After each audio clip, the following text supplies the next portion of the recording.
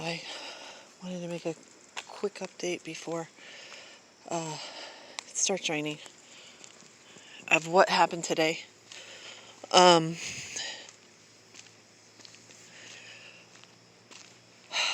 Because I did have to go. First of all, I did quite a bit of interacting with my sister,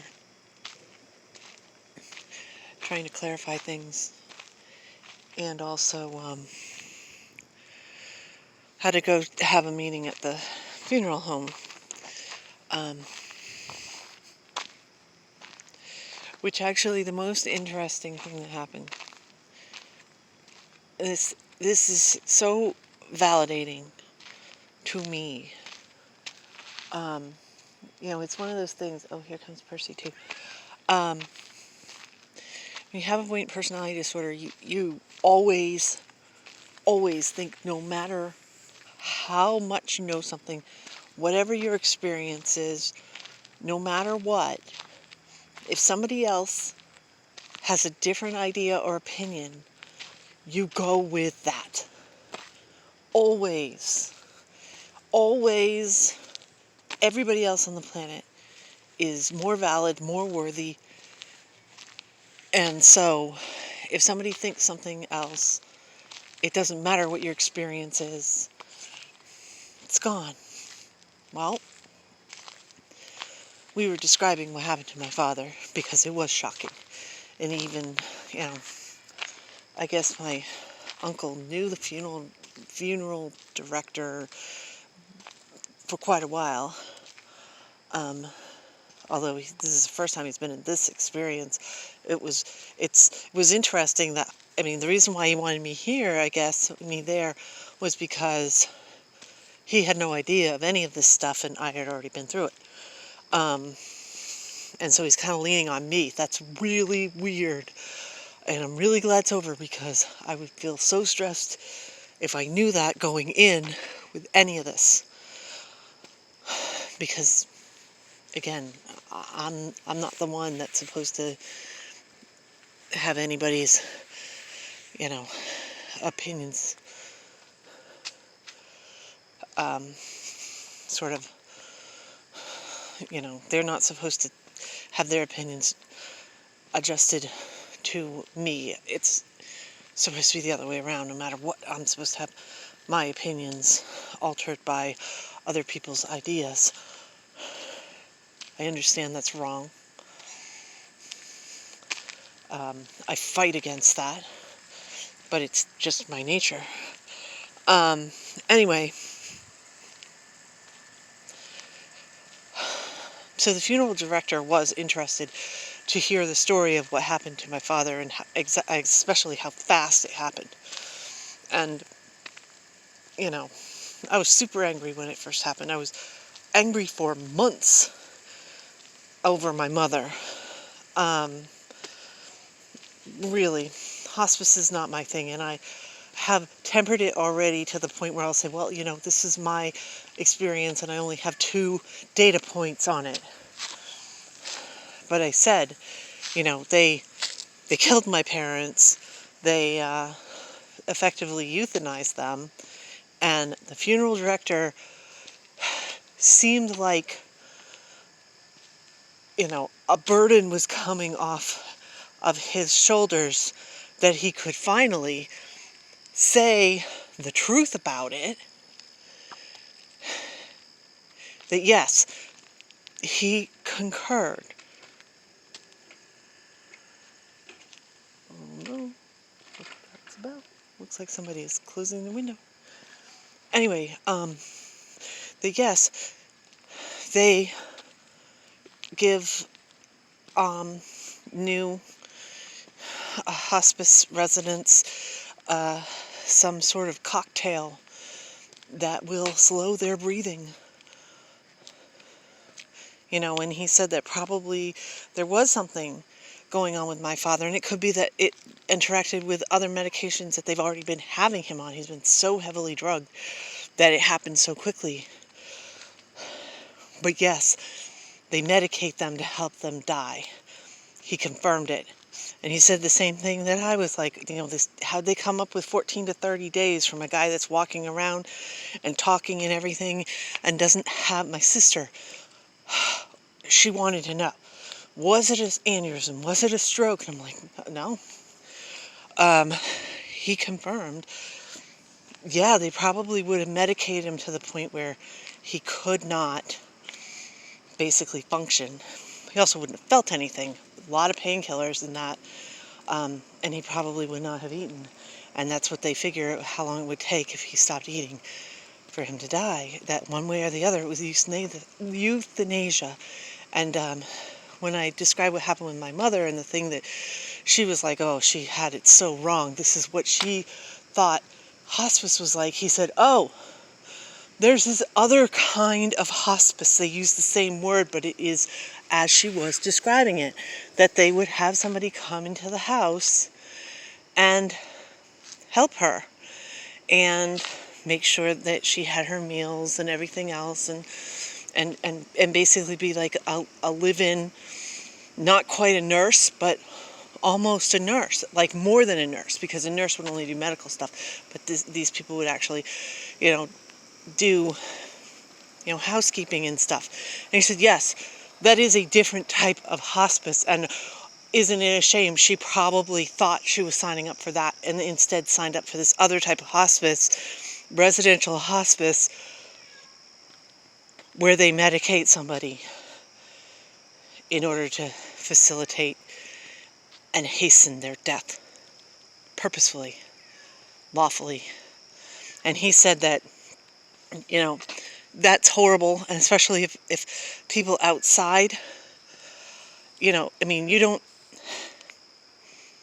like, my uncle felt really bad about it. He didn't ask the right questions. He didn't know what it was. They're not going to tell you, hey, this is what's going to happen, and freak you out.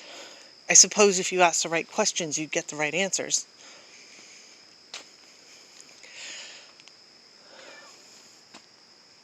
I guess we got to go back.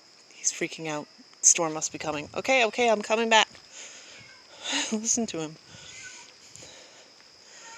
Pop! I don't know what he's doing. He's going somewhere. Anyway, I don't know if you can see any of them. Maybe he lost track of me. I'll go find him. Yeah. So that was interesting. It was, like I said, it was very validating because, my experience is that these people killed my parents. And everybody's like, oh, no, it must have been something else. I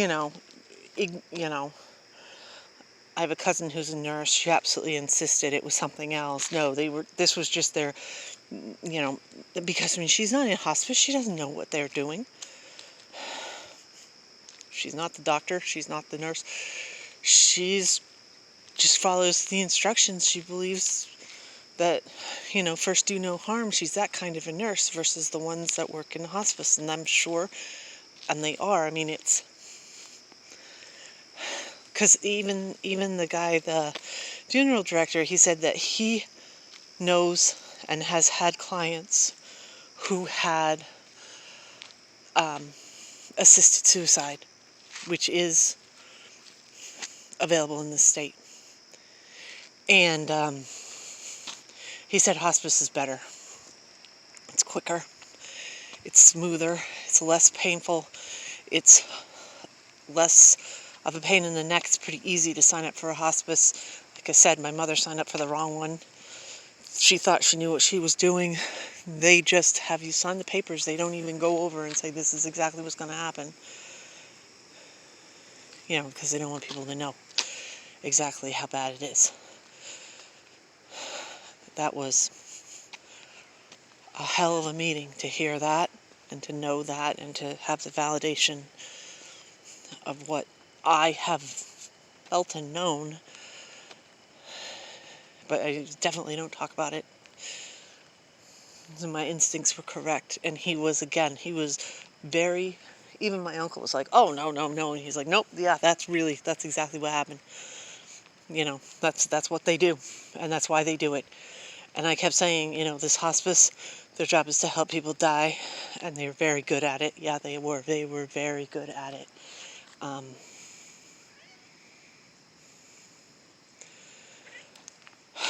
and I think it should be more known, and I think that people use it less if they knew it, but you're less guilty if you don't know ahead of time what's going to happen.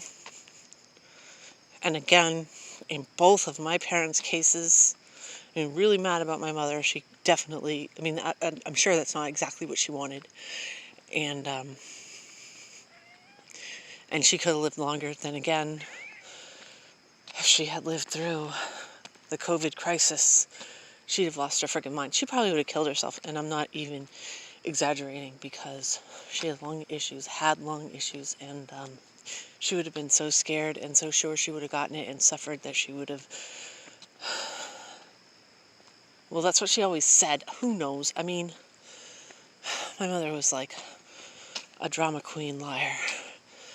Anyway, the other thing that's quite impressive is I keep saying how lucid my sister is being. That she's still interacting via text. She doesn't want to talk to me.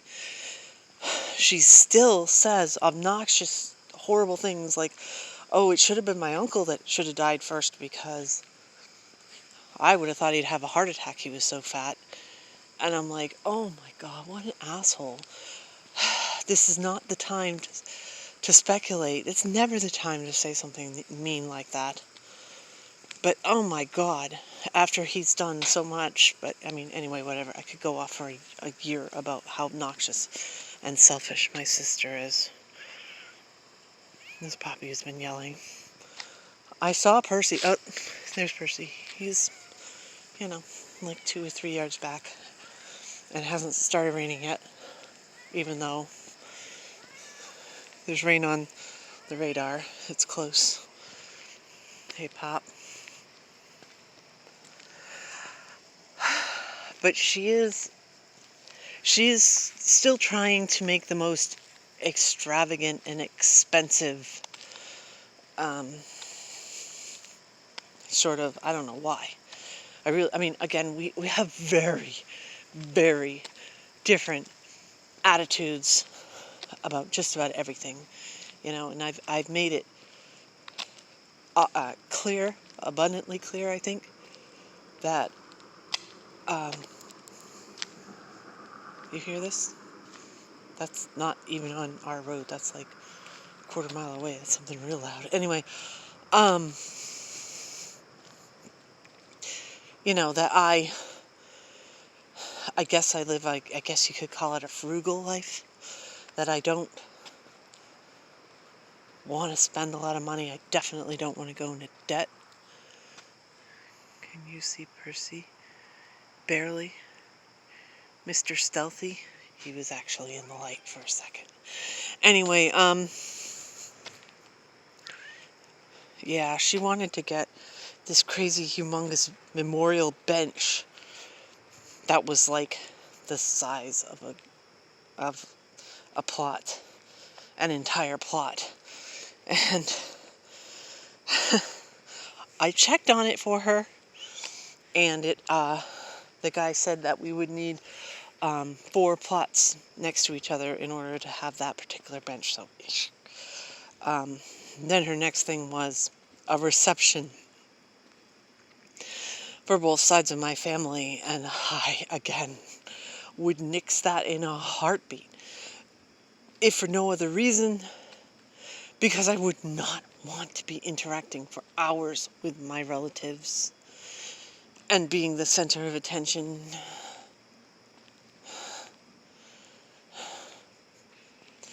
Somebody who is completely aware of avoidance was like, oh, I hope you guys can, talk to each other and have a good send-off for your father. And I'm like, do you realize what you are saying? And again, people with avoidant personality disorder, it manifests in different ways. And I don't understand the people who are like more comfortable with families. I mean, I get it, but I don't get it at the same time. Because for me, I feel like they would remember everything. I already feel like I'm being judged. Am I crying enough? Definitely not. You know, am I... There's Percy. You see him? And there's Poppy. You know, I feel like I'm going to be judged on everything from every single person that sees me. You know, they're going to judge me. They're going to remember it. They're going to bring it up again because that's the way my family is. And if they don't need to, because I'm going to remember it. I'm fascinated by people that would have avoidant personality disorder and want to interact with their families. I don't know how they do that. I would be devastated if I had to. Oh, there's rain. I knew it was going to start. Come on, cats. We're going to have to hurry and run.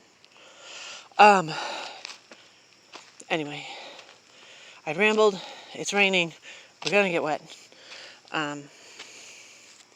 So I should turn this off. But yeah, somehow texting, I'm able to interact with my sister and get some answers and get some stuff done. So if that's what it takes, that's what we need to do. That's what we need to do. You know, I got through that meeting. I helped my uncle. I learned some stuff. Confirmed some more stuff.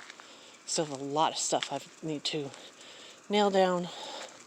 What are you doing, cat? You're gonna get wet. More drops. Yeah, I have to stop this because we got to get that way and not get drenched. Sorry, it's so rambly and I don't really have anything positive to end like I normally try to